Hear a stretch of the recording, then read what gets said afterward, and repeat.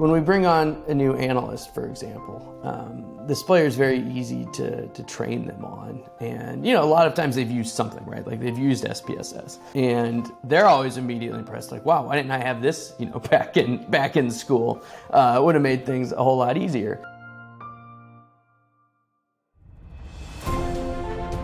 When you're analyzing a lot of qualitative data, that's just extremely hard to code by hand, right? I mean, you go through and say, oh, this little line might be important, I'll put a code on that. And you do that for each data point and then try to build themes from it, right? It's an inductive method.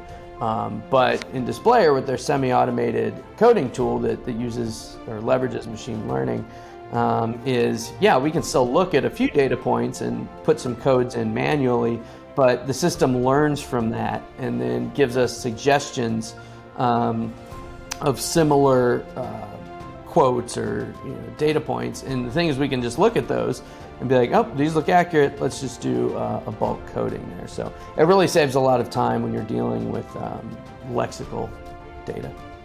My team and I can work normal hours again. Maybe we could deliver something in the same amount of time, technically, but that would involve working through the night. Not only has Displayr made us just faster in general, but we all have normal lives again.